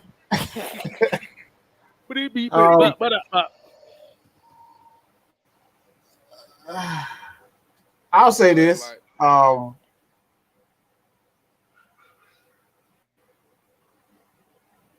Again, that's why you got other players to do that. I don't need Hayden Hurst blocking. I don't want him blocking. That's not why you drafted him. That's not why you traded for him. I don't give a damn if he out there blocking. If he blocking most of the time, you wasted him. That's why he got Lee Smith. That's why he got another 3-4 other tight ends. Let their ass block, okay? Let their ass block. Flex, you can flex Kyle Pitts out as a wide receiver. Put Hayden Hurst in with 2 other tight ends, 2 other blocking tight ends, and let them block. But I don't give a damn about no Hayden Hurst blocking. Like, y'all tripping if y'all worried about him blocking. Like that, you wasting his talent if you out here. Like, who the hell gonna have Tony Gonzalez blocking most of the time? Just like, let's think about that. I don't get. Look, that's crazy, bro. Would you stop? Would y'all shut? This is the definition of Friday Night Madness, y'all. Hey. See, he won't be in there. Will it be an issue if I got the juice up so I can turn? I'm still here, but I'm gonna let my camera off for a little while. Oh yeah, you good, man. You good. But yeah, I don't need Kyle Pitts. Goddamn, Kyle Pitts is here to receive passes. Hayden Hurst receive passes. Yeah, my bad. My nephew just. Oh my god. They want to be Miss. They want to be Maggie T Jr. All right, he want to be Maggie T Jr. today. That's what he trying to do. Yeah, they just want to let us be great. They always got to hijack the show. That's yeah. That's why little one knocked out right now. Yeah, I can't have that. But what topic you was about to pull up that we was supposed to talk about? Let's get into it real fast. I don't know if you guys saw that dumb freaking whatever the heck it was. Like, I don't even know what it was, but it was just like I'm gonna just say this. They said, Matt Ryan. They wanted to trade Matt Ryan for Drew Lock and 2 first-round picks. Like really? What we gonna do with some Drew Lock? He can't even play for. He can't even start for Denver. He can't start for Denver. What the hell we gonna do with him? You think Calvin really won't go? Like, he gonna request a trade if y'all do that. Okay, that's what if I'm Calvin really, I'm requesting a trade. You get rid of Matt Ryan for some Drew Lock? Yeah, I'm gone. So it's like, that's just crazy to even at this point. I just think it's just a joke. It really is just a joke. A lot of these people, whenever they need ratings, they always throw Matt Ryan name in now just to get some ratings and to get people talking. Because they know idiotic Falcons fans, they gonna jump all over. They gonna jump all over it. They really are just trained. They pretty much just trained our fan base. Talk about trading Matt Ryan and you'll get ratings immediately. So that's why I think a lot of them even come up with these stupid trade scenarios. So like, can they even afford Matt Ryan for one? Because like Von Miller up here making $30 million a damn, and he ain't even Von Miller no more. You know what I'm saying? So like, can they even afford it? So it's like I said, man, it's crazy. It's just crazy. I'll just say that. See, but the issue is if you do the trade like that, And I'm just looking. I'm trying to get the ideology behind the whole purpose of this. So if this is true, I mean, Denver ain't got no faith in Teddy Bridgewater neither. Right. So what the fuck have you think you've been doing for the last couple of years if you got a quarterback you trying to get rid of and another quarterback you got no confidence in?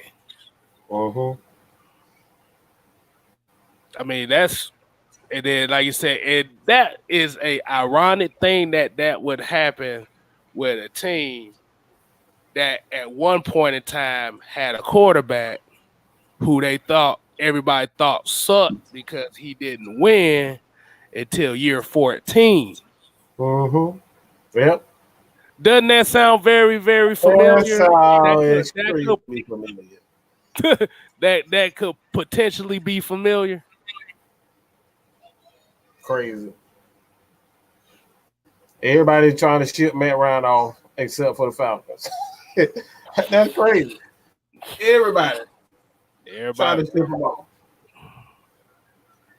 So that asks the question: is everybody trying to really ship him off to Denver? Is they don't have a problem with him? They have the fact that they have a problem with him playing in Atlanta. Yep, that's what it really sounds like. That's exactly what that's what it is. That's exactly what it is. It's they just want to get Matt Ryan far away from that. But at the same time, they got to realize that he wasn't never the issue. The offense always could score points. It was the defense. We ain't never had no problem scoring. It's just the defense. It seems like they breaks down after the second quarter. It just breaks apart. They come out hot in the beginning, and after halftime, I don't know what Quinn told them in the locker room, but it seems like it just breaks down. I know what Quinn told him in the locker room. Hey guys, good job first half. Let's go to cover 3. Second half. Right. And then you got the fans in the stand. You got the fans in the stand. They just looking like Dan Quinn end up looking like this. He end up looking like that. Hey, I'm telling you, the cover 3 will work, guys. You just got to believe we're a brotherhood. Oh no! This just look like Thomas Dimitri, I know a little bit too now, but that's the main problem we had. It's like they got a game plan that works in the first half. Second half, they revert back to what they trying to establish in the first place. That wasn't working, and that's been the problem with the defense at that. Cause I don't know if y'all remember the one episode I told y'all about. I had somebody actually confront me about the whole Matt Ryan situation in the draft. If y'all don't know, I'm gonna refresh y'all memories when I said this. I literally had a dude tell me that the offense was not the issue with the Atlanta Falcons, but Matt Ryan was the issue for the Atlanta Falcons. Oh yeah, like. Yeah. Wait. So a quarterback that throws the football and hands the ball off, like he trying to I'm sitting here looking at the screen like, does not compute. does not compute. It does not compute. I said, I'm like, bro, your ass don't make no sense. How is Matt Ryan? The offense isn't the problem. Matt Ryan is the problem. So and I asked him, I said, so you're telling me that the offense is the problem? He said, no, the offense is not the problem. Matt Ryan's the problem. I like, he literally had a straight face. And it Matt Ryan is the offense. He's the captain. And he was so serious. I said, bro, he touches the ball 100%. He's the only guy that touches the ball 100% of the time. I said, Look how many wide receivers. Look how many receivers Matt Ryan made look good. Oh, I lost count. I don't lost count how many receivers, to be honest. I literally have. Oh my God. Sanudo, like Muhammad Sanudo got rich. That man done made so much money off Matt Ryan. Exactly. That man still making money off his name. Taylor Gabriel Matt Ryan made him look good. Roddy White before he left. Look, I about to say, usually the wide receivers that leave Atlanta don't end up being the same after they don't leave the same. I just say it like that. Who you think made Julio Jones gonna be the Hall of Fame all-time Atlanta wide receiver? From what I hear from the fans, Julio made Julio. Man, Ryan ain't got nothing to do with it.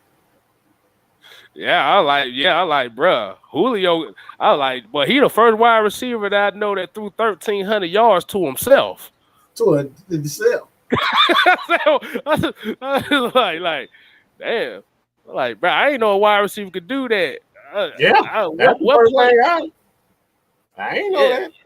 So I'm gonna ask the people in the chat. Did y'all know wide receivers can actually throw passes to themselves? Right. Because we got certain folks in the sector that keep saying that Julio made himself. That player throw him up, bust him up to himself. Throw the ball up. Exactly. And tackle himself. That's what he doing. Exactly. You know, now during that era, I believe Atlanta wasted a lot of money on Justin Hardy. I think Justin Hardy was more just Thomas Dimitrov. Like Thomas Dimitrov didn't want to be wrong on his wide receivers. That's his biggest thing. He did not want to be wrong on his wide receivers. So he developed a system where it was wide receiver friendly and wide receiver will always get numbers, i.e., especially the biggest tight end of them all, Austin Hooper. He ain't doing shit where he at now. Shit, we forgot he was in Cleveland. And who you think made him look good? Matt Ryan. Matt Ryan made him look good. And he just got cut. Justin Hardy just got cut by the Bears, I believe. I believe it was the Bears. He just got cut too. He just got cut by the Bears. All right. I think where the issue too is with Julio gone. I think some of those folks are actually afraid that pattern could potentially happen if Julio doesn't dominate in Tennessee. I think they're afraid of that possibility. They scared. They definitely scared. And that's what a lot of people, because like, as we know as Falcon fans, like I said, Julio is a Falcon legend. He got the numbers. But everybody put him on the pedestal so long, but shit, the quarterback that threw him the ball. Now, if the issue comes up, if he doesn't replicate those yards in Tennessee and only does maybe 60% of what he did in Tennessee and Atlanta, then it's gonna look like because the Tennessee fans are expecting him to catch for like 2,000 yards this season. Yeah, they are. They're expecting 2,000 yards receiving season from Julio Jones.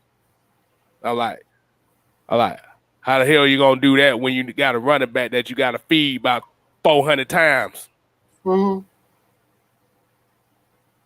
Somebody asked that, like fair play sports, like what, like explain to me, if, like we can't crap on Julio for keeping it 1K about the quarterback. What did he say about the quarterback? Because like I'm not even the best. Like everybody know how I feel about Julio right now. What did he say about the quarterback position? Because I'm confused as hell. Yeah, I remember what he said about he said something about Matt Ryan lost his deep ball or lost his zing or something. We don't know if he said that. That's rumored to say. Like we don't like we didn't hear him confirmed. Talking about confirmed. Confirmed. Yeah, we don't do rumors over here. We need to hear it. Yeah, gotta be confirmed. And then you also have to remember Julio don't catch really many deep balls anyway, so I don't think he would say that. He even said his best route was that in route. That dig route. Yeah. Most of Julio's catches was within 10 yards of the line of scrimmage. Maybe the deepest, maybe 15. Yeah, we need to hear that. I need to hear that. I need to hear exactly what he said, if he said it. You know what I'm saying? As far about the quarterback. Like, man, come on, bro. Julio, man. I mean, he said he didn't want to be here, so I don't think he'll say some crap behind Matt Ryan's back. I mean, he already said that he didn't want to be here. I don't think he'll say that behind his back. Like, he'll say it like a man if he really did not. I mean, let's be real. The reason why he got number 2 is because of Matt Ryan. So, like, I don't think it had much to do with Matt Ryan. He is paying homage to Matt Ryan at this point. He wears number 2. He's doing that for a reason. So, like, all these rumors talking about he said this, he said that. Like, look, even though I said what I said about Julio, and I still believe what I said, I don't think he'll say some crap like that. Because at the end of the day, every wide receiver know you ain't eating unless you best friends with the quarterback. Period. Point blank. You ain't gonna eat if that quarterback don't like you. And we already saw Antonio Brown. His career came to an end because him and Ben Roethlisberger wasn't on the same page. So it's like, I don't think Julio said no, and I don't think he even believed that. Hey, I was about to say we had Mr. Super Chat earlier too. I wanted to go ahead and get back and highlight that. It was from your boy, Mr. Mike Jones. Mike Jones. 281-330-8004. You need a drink? Let me know when Mike Jones have it at your door. I'm feeling good. I'm feeling great. $5. Holla, holla, holla. $5. Most folks probably don't know that song too. I like that song. That's that I got that drink song. He said they only ran with the Matt Ryan storyline to get clicks. No one was trading Matt Ryan for a backup. Exactly. That's crazy, man. That's like you said. It's always about, it's the same stories. Like, it's patterns in the NFL. We talk about stories. It's always something that the Cowboys done did, or somebody in the Cowboy organization done said or did, or they about to trade this guy. They don't believe in Dak. Ezekiel, he upset about something. And it's the Patriots, they done did something. They done cheated. They done did this. It's a scam. Like, it's the same stories over and over again. And Matt Ryan getting traded. Every year it's the same story. So look, man, like I said, I don't believe none of that crap. They been trying to trade Matt Ryan since before we even drafted him. Hey, I was about to say he'd have been the first. The way that they wanted, he was gonna be the first NFL player to get his draft rights traded right after they picked him. The Falcons select Matt Ryan with the 3rd overall pick in the 2008 draft, and also the Atlanta Falcons have traded the rights to Matt Ryan to the Oakland Raiders for Jamarcus Russell in a 3rd round pick. Everybody be like, what? What? They're like, we'd have definitely been like, what was y'all thinking? That's why we suck. That's why we suck all the time. He said it's true. He says it's true. We don't know if he exactly said it. It's just a lot of the fan base trying to talk down on the Julio since bro wanted out. A lot of folks in their feelings. He deserves it. He stole money. He deserves it. When you lie to the fans and say, I'm going to be a Falcon for life, that came out of his mouth. That came out of Arthur Smith first. But when he says, I am going to be a Falcon for life, everybody believed. You're supposed to be a man of your word. So if you didn't believe that, if you weren't going to hold to that, you should have never said it. Yeah. So, let's be real. What if Matt Ryan just said today, I want $100 million, all right, and then in year 2, this man just decide he's just going to retire. Give me $100 million, $150 million contract, and a lot of that contract is still going to go. That's what people don't know. Like the quarterback, like Drew Brees had to forfeit his pay from the Saints for this year. He forfeited. So even if he retires, he still is going to have to pay. They're still going to be on the hook for that money. So Drew Brees forfeited his contract for this year, and that's what people don't realize. So like that's essentially what Julio did. Yeah, I was going to say something on that too. Mm-hmm, go ahead. The reason why people would say he stole money, homie, yeah, like Mike said, like if Julio says he wants to be a Falcon for life, remember, this was before he got the contract extension. And then turn around and right when that contract extension start, say I want out. But the issue is if he had wanted out. But like I said, if we're gonna go off of speculation here now, if this was one of those situations where he wanted out a couple seasons ago, right? You don't sign that extension, right? Yeah, you don't sign that extension. You take a chance and get paid by somebody else. See, the issue was the reason Julio took that extension is because he knew he wasn't gonna make that type of money anywhere else. Yep.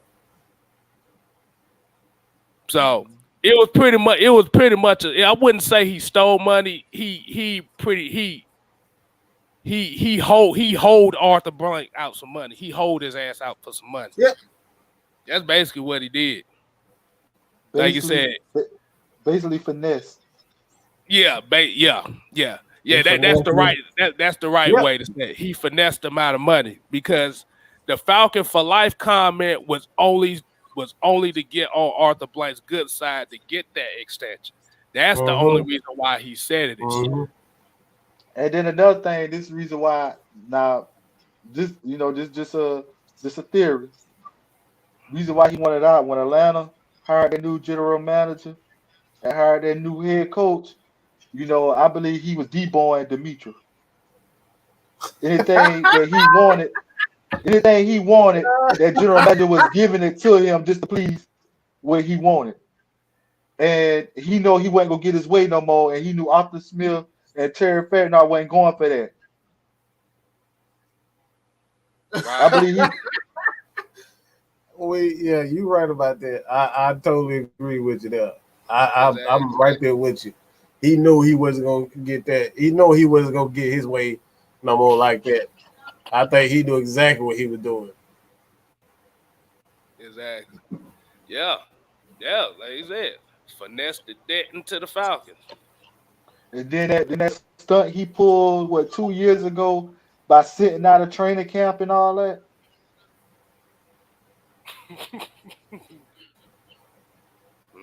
Come on, man. Let him do it. They let him do it. And he went coming back till he got what he wanted. And as soon as he got what he wanted, what he did, he showed up. And when you shut that bullshit up, shut the fuck up with that bullshit. Talking about you can't blame him for getting that bag. Like stop. I'm sorry. You can't be going around like finessing people, bro. Like let's stop. You cannot do that, bro. People end up in body bags for stuff like that. Like, let's be real. Like, Arthur Blank is that man look like he's a Don, okay? if Julio end up disappearing, if he end up disappearing, you don't know why. Okay? Said Don Corleone on his Don Corleone, if he end up disappearing, look, I'm telling you, bro, like, let's stop. Everybody, you can't blame him for getting that money. Yeah, you can. Listen, you got to do it the right way. It's not about him getting his money. You got to be a man, and you got to be a man of your word, a woman of your word. You can't just be going around saying shit just to get the bag. Like, bro, stop. And this is another thing I don't get about athletes. You know, sometimes they get greedy. You know, you look how many athletes, you know, that didn't make the cut, wish they had the opportunity that you got, wish they would use making the money that you got. Hell, shit. If I was in the NFL right now, you could pay me $60,000 a year, and I'll come out there and show and give my all for $6,000. Right. Somebody else could have got their money. If he didn't want to be here, it could have went to Calvarelli. It could have went to Hayden Hurst. It could have went to Vic Beasley, whoever it may be. You know what I'm saying? Just throwing anybody out there. You know what I'm saying? Like, that's what we're talking about. Just because he got paid, that money could have went to bringing in another defensive end, bringing in another offensive lineman, bringing in another running back. Like, that's what we're talking about. So it's like he got his bag, but he wasn't. He always say, I'm about the team. I just want to win. But when it comes down to it, you got your money. When you had your opportunity to get paid, you got your money. Because Matt Ryan restructured his contract. Debo restructured his contract twice. Jake restructured his. Twice. He did it twice. Everybody restructured their contract to make sure their team and teammates got paid. All right? That's what happens when they restructure. You're making sure your teammate gets paid. That's be real about it. And then another thing that showed you the real from the fake. If Matt Ryan took a pay cut just to make sure he had a team, and you won out because you had to take a pay cut, that just showed you that you didn't really care about the team. You just care about yourself. Yes, you didn't care about winning. You just care about yourself. Yep. Mm-hmm. And like I said, you got some people that would say, like, good for him, he finessed the bag. I don't think I asked them folks. There's like half of them folks don't even pay their damn bills. Right. They don't even pay their own stuff. Somebody take $10 for them. They ready to. I like this comment. I don't really care about dude, but like that. Where is it? Hold on, I got it. He cried. But this is a good comment. I hate to mention, but Tom Brady. You know, but how many times he's taking pay cut in New England and he wanted better players? That man don't restructure it. Like, I know for a fact he restructured his contract 3 times that I know of, and it's Tom Brady. And that's what we're talking about. You want to win, you're going to make sure everybody else get paid and everybody else get money. You know what I'm saying? That's how you win. Tom Brady did it plenty of times. He don't restructure his at least 3 times that I know of. That's how you win. No, I actually did calculations on that too. Oh, he's actually restructured his contract at least 8 times in his career. Oh wow! At least 7, 8 times. See, and that's what we're talking about. You know what I'm saying? So everybody gives him praise for him being good and playing on house money like that. That's because he restructured. Like I said, he gets a lot of guarantees. That's why he don't trip. He gets a lot of guarantees.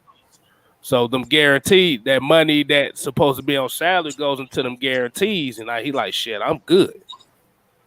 And then another thing is like with Matt Ryan, you know, even though he took all these he done took numerous of pay cuts before, but at the same time, you get your money's worth out of this man. You know, never injured. He's never injured. You can get a whole 16-game season out of him. Versus Julio, you paying him all his money, and he only giving you 5 or 6 games or 7 games, and you still lose. And I tell Fair Play this. He was like, everybody in this chat would do the same to their employers if they could. Yeah, if our employees, if we finesse money out of employers, they'll fire ass right there and there. Fire ass. That's all I'm about to say. They're gonna fire ass soon. They find out. Ain't that kind of what the Falcons did? They let his ass go. Mm-hmm. Like I said, the game. Everybody's going to get fucked when it comes to finances, anyway. Mm-hmm. So the main thing we just say is don't think that he's the God be all God saints because he finessed Arthur Blank. Mm-hmm. There's plenty of players that done finesse the hell out they owners. Yeah, he ain't the first one. He ain't though. Yeah, definitely not. But like you said, the issue is for the people that judge people that like just like this guy hit Fair Play Sports here, how he's talking about finesse. And I'm not talking about you, homie, but like there's guys in that, there's people in that spectrum that will get mad at us because we called out the fact that Julio finessed his way out of Atlanta with a contract that he was not going to get nowhere else. Mm-hmm. And that's why I said most of them motherfuckers would want to shoot the ones with anybody that took $5 from them. Right. They would shoot the ones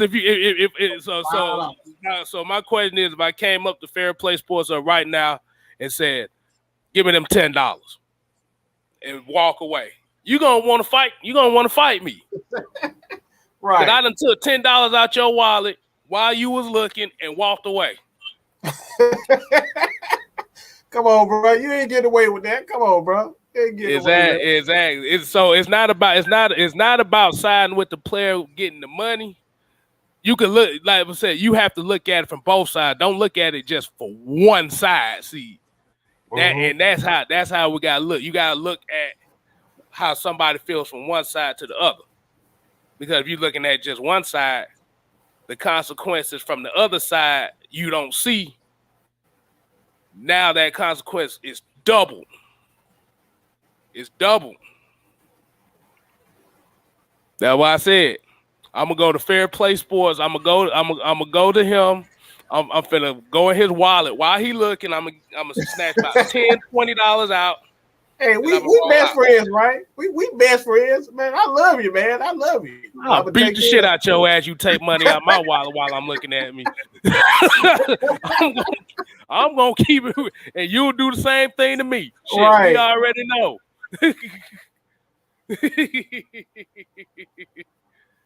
Yeah, we about to close this thing, man. Exactly. We about to close this thing, man. We David appreciate it. They will talk about now. Y'all talking about Julio in here. Hey, you brought it up, man. Shit. Hey, that's what you pay for. You get what you pay for. He paid for it. Right. But if it's good, if it's a good business partnership, then there's a respect that comes with it. Like I said, if you want it out, just tell guys that you want it out. Yeah, that's respectable. That's the business. But like I said, the issue was because Julio was getting hurt. He was starting to get them nagging injuries. Like I said, he was looking for that. Okay, I need that guaranteed money because if I go into free agency, they're gonna look at these nagging injuries. Somebody might not take that chance on me. Yep. He knew what Julio knew exactly what he was doing. Like I said, he was playing chess. That's all it was. It was a chess game. Like I said, be honest with you, even though he is, and they talking about Titans camp, they kind of worried about him because he's staying hurt and stuff. But hey, like you said, nobody want to feel like they got finesse. All right. There's a business way to do it, and then there's finessing. Yeah. You want to have an equal trade-off when business, like, you know what I'm saying? When business occurs, you want to at least have an equal trade-off. And like despite what a lot of people even say. We appreciate it, fair play. We appreciate it, though, man. Hey, like I said, we just glad that you came with that because, like I said, it's always a good discussion to talk about stuff like that. So I think they just like the fact that me and Mike said, if I take money from him, and he take money from me, we beat each other's ass. Boy, we gonna have some problems, but you take my money while I'm watching you. Exactly. That's we gonna somebody ain't standing. I just know that much now. Somebody ain't standing for real. Exactly. Ain't having that, bro. Nah, hey, look. He proven said Dirk could have finessed the hell out of us. Hey, man, look. That man know damn well he wouldn't go damn run no Kyle Shanahan offense. He finessed the hell out of it. We spend most of our lives living in this gangster's paradise. Exactly. Right. I'm hey, money man. You don't like to be finessed by anybody, do you? No.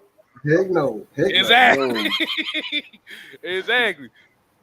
Somebody, like I said, somebody got to get got if somebody get finessed. Exactly. In the real world, in the sports world, you can't do too much. Yeah, that's why Nerlens Noel and damn Rich Paul going at it right now because Nerlens Noel feel like he got. Mm-hmm. That's it. That's the way you got to go. That's the way it got to go. So, we'll give you the opportunity to give your last thoughts, man. Your last take. What? Hey, got some. But what are your thoughts, man? What you got to say to the people?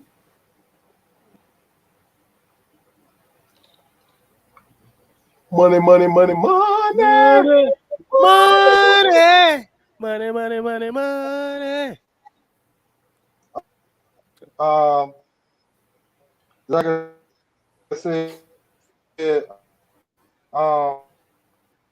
Like I said, I think we'll have Hold on, you break it up, homie. Yeah, me Maggie about to get your ass now. Like, and stick with us, man. It's gonna work out. Just be patient. It's coming. Okay. It's our year right here. It's our year. Patience. Hey, remember when we say patience, we gotta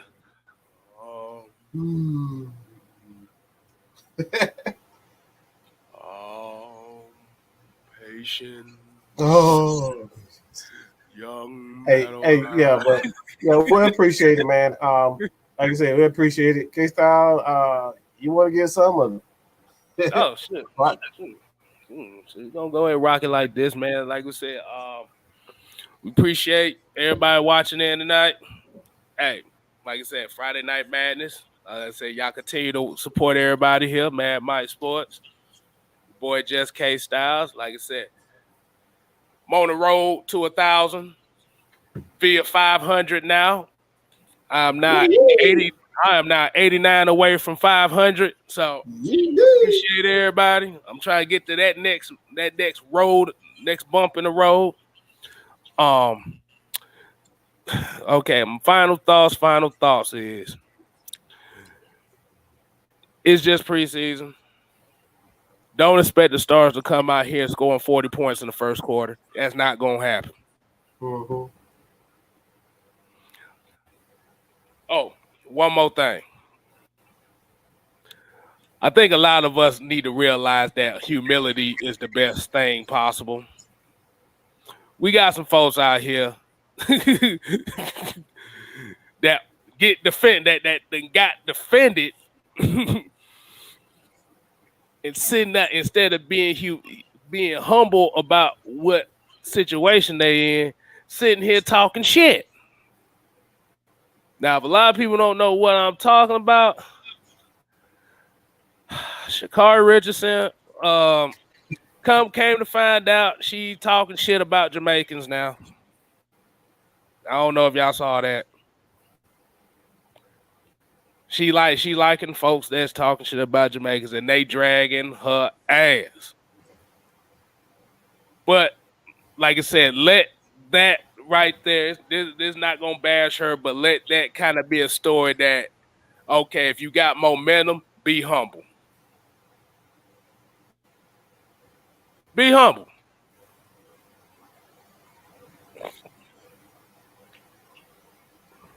That's what we do here. We humble. We could be one of those that group of Falcon content creators. We say we the best in the world. Fuck all y'all and y'all can't touch us. Right. We don't do that. That's not what this is about. So be humble. Yeah, man. The kind of piggyback off what Kstylzz said, and I'm gonna say this again. What we do here at AFN, we motivate people. This is why Money Man is on. We do our best to make sure that everybody has the opportunity that people like me wasn't afforded. I was writing for 5 years straight. Not one person reached out to me and said, Mike, let me take you under my wing and let me help you out. I had to learn everything myself. All right. And like I said, that's all cool and all, grinding. That's still cool and all. But if you have the means to do so, to help somebody, you know what I'm saying? Like that's I encourage everybody to be that, because like, look, I'm just going to say, as black men, we don't have a lot of opportunities. We got a lot of strikes against us any damn way. So it's like, why continue to hold another man down, whether he black, Hispanic, white, doesn't matter. If you have an opportunity and you have the means to be able to help somebody, do so. You know what I'm saying? Like, because look, I can even say fuck all y'all. Like, I'm gonna be real. I can say fuck everybody. I do this shit my damn self. But like, that's not my heart, bro. Like, that's my heart is in the helping people. And like a lot of people struggle with a lot of confidence, trying to find out who they are, what they want in life. And like, that's what AFN is for us. We try to build people up, help them find, whatever. It could be you want to be a writer. You want to be, a personality. You want to be a singer. You got to start somewhere. You know what I'm saying? And this is what we do here. Now you finna have anime singing in the background. Like, I hear. And like I said, look, bro, motherfuckers think whatever the fuck. Look, and I'm gonna just say it like this: motherfuckers think whatever the fuck they want to think about me. But one thing you can't say about me, that I don't help people. That's what I do, because that's what the fuck I want to do. I help people. So you can say that I got a dirty mouth, a filthy mouth, I cuss. I'm not as smart as this person. I'm not as good as this person. I don't give a fuck. Because at the end of the day, I know I'm doing good by people. I'm doing right by people. And if you don't like me, all right, you can turn that some bit sideways and stick it straight up your candy ass. And that's all I got to say about that. With no Vaseline, neither. No Vaseline. But I did piggyback on Mike said on that, because like I said, I use me as an example. Like I said, if you look at AFN, especially if you look at how it started off, Mike, well, like I said, when y'all first think about it, it's Mike, Maggie, Jew. Mm-hmm. I really was the unknown commodity here, because this type of stuff is what I don't do. You wouldn't catch me dead. They were trying to beg me to do this for a while. Wow. I'm like, no, I like, no, people ain't gonna listen to me. I'm not comfortable talking to folks like that. But like you said, got a whole year later, y'all quoting stuff that I said. Yes, sir. I'm sitting here vibing with y'all. Like I said, I may not sound like the most articulate fan, but guess what? You gonna know what I said. Right. Yeah. Hold on. CK22 with the $4.99. $4.99. Holla, holla, holla. Holla, holla, holla. Can't build a strong home on a weak foundation, and no amount of money can buy heart. Appreciate your comment. Yes, sir. We damn sure appreciate it. That's why we do it, bro. Man. Appreciate it. And like I said, and I think I had somebody ask me like, man, I'm surprised you ain't had more subscribers the way you got. I'm like, they come in time, man. They come in time. But like I said, I ain't gonna be so desperate out here to where I'm sitting here buying views and shit. Right.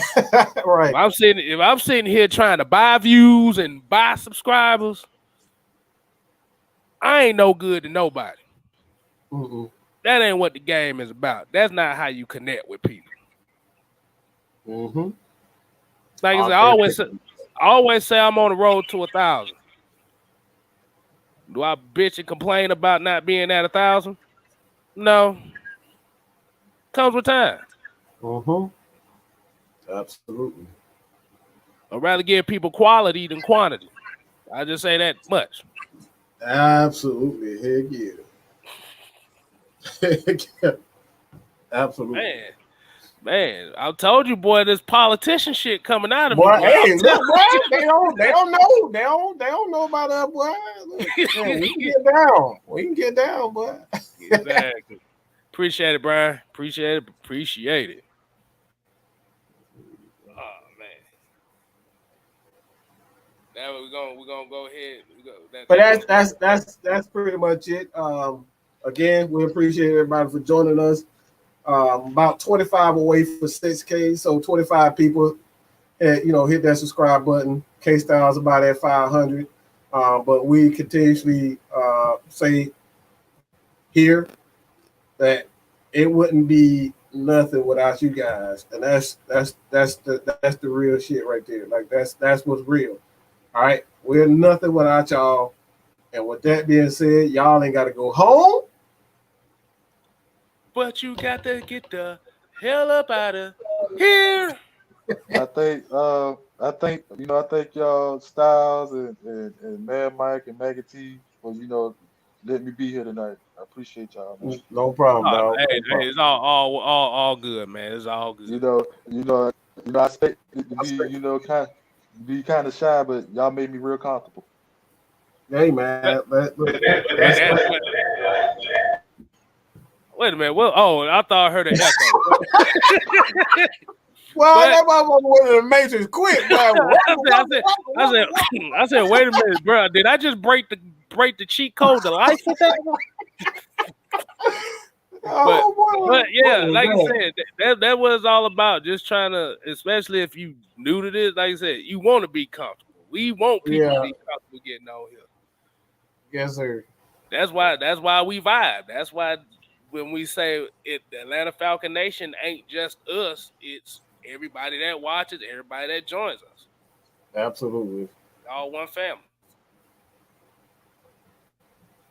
So, like I said, hey, you forgot the other catchphrase too, Mike. You forgot. I'm ready. That's why I'm winding No, not that one. You forgot the other one. Go ahead. Yeah, it was like AFN, we ain't here to play. We here to stay. You ain't got to go home. But they got to get the hell up out of here.